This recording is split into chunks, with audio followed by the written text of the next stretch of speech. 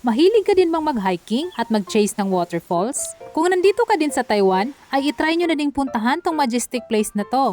Dito lang to sa New Taipei City. Good morning! Kamusta? It's me, Lily. Ngayon na nga lang ako ulit nakagala sa sobrang busy. Ito nga yung unang gala ko ngayong taon. At ang gagalaan ko nga ngayon ay ang Manyuyan National Forest Recreation Area. Galing nga ako nitong North Hsinchu. From North Hsinchu, sumakay lang ako ng tren at nag-stop ako dito sa Yinggi Station. At paglabas mo nga ng Yinggi Station ay sasakay ka ng bus 702. Itong bus na 702 na sasakyan mo is from Banqiao to Sancha First Station. Sa last stop ka nga nito, bababa. And from Sancha First Station ay dito ka rin sasakay ng bus 807 to Manyuyan area. Take note guys, every 2 hours lang pala ang biyahe dito papuntang Manyuyan. Kaya mas maganda talaga kung maaga kang nagbiyahe. Mga 1 hour din ang biyahe papuntang Manyuyan. At ang daan nga na papunta doon ay medyo nakakahilo. Ang daming ang liko-liko. Buti na lang hindi ako mahihiluhin sa biyahe. Itong Manyuyan parking lot nga ang last stop ng bus 807. Wala pong ibang bus na bumibiyahe dito. 807 lang. Galing nga dito sa bus stop ay 70 meters mo nga pang lalakarin papuntang Manyuyan entrance. At habang naglalakad ka nga ay madadaanan mo na dito ang Rizai Creek Trail. Meron ka ding makikita ditong mga cherry blossoms pero hindi pa fully bloom. At nakasabayan ko nga tong si nanay kanina sa bus. Ang galing nga niya, mag-isa nga lang siyang mag-hike dito ngayon. Parang ang nakikita ko ang sarili ko kay nanay in the future. Sana nga malakas pa yung tuhod ko pagdating ko ng ganyang edad. Pagdating ko nga dito sa entrance ng Manyuyan ay tinanong nga ako nung cashier kung taga Taipei ba daw ako. Kasi if taga Taipei ka, 80 NTD nga lang ang entrance dito.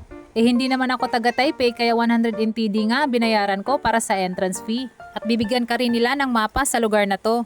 Along the hiking trail nga ay madadaanan mo dito ang visitor center, kung saan makikita mo dito ang 3 exhibition center na nagbibigay impormasyon tungkol sa kanilang forest, river at butterfly sa lugar na to. Pagkatapos ko nga dito sa visitor center ay nagpatuloy na nga ako sa pag-hike. Sa lawak nga ng lugar na to ay nakakalahati pa nga lang ako sa hiking trail. May mga nakikita din akong signage dito na may makikita ka rin daw dito mga wild monkeys. At bawal din bigyan ng pagkain. Kung gutom ka na nga ay meron din sila ditong refreshment station.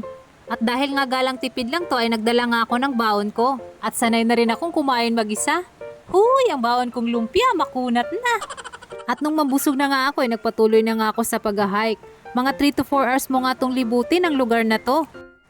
Not just 1 but 2 waterfalls nga ang makikita mo dito. Maganda rin mag-hike dito kasi hindi mainit. Gawa ng halos lahat ng madaanan mo ay may mga malalaking puno. At yung mga hagdan ay well-maintained. Una ko ngang pinuntahan na waterfalls ay itong Chuno Waterfalls. Sulit nga ang pagod mo dito pagdating mo kasi sobrang ganda at nakaka-relax. Mas maganda nga ang view dito sa Chuno Waterfalls kasi dito makikita mo ng mas malapitan at pwede ka pang umakyat sa elevated rest area nila to enjoy the view at the top. Dito nga ay gusto ko pa sanang mag-emote kaso paglingon ko may mga tao na palang nag-aantay, nakaharang pa yung tripod ko.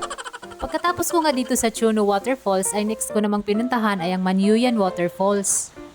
Habang papunta ka nga doon ay marami ka ding makikitang mga mini waterfalls. At ito ngang Manyuyan Waterfalls ay hindi mo siya mapuntahan ng malapitan. Di katulad ng Chuno Waterfalls. But still ang ganda pa rin ng view kahit sa malayo. All in all ang ganda talaga ng lugar na to. Kaya kung mahilig ka rin sa mga ganitong view o lugar, save this video for your next rest day gala. Tips pala sa mga gagala dito soon na nakakommute. Dapat 3 PM nakababa na kayo at nandun na kayo sa bus stop kasi aalis ang bus ng 3:15 at ang last trip ay 6:15 para hindi na kayo magantay ng 3 oras para sa last trip. Salamat sa panonood. See you sa ating next gala dito sa Taiwan. Bye!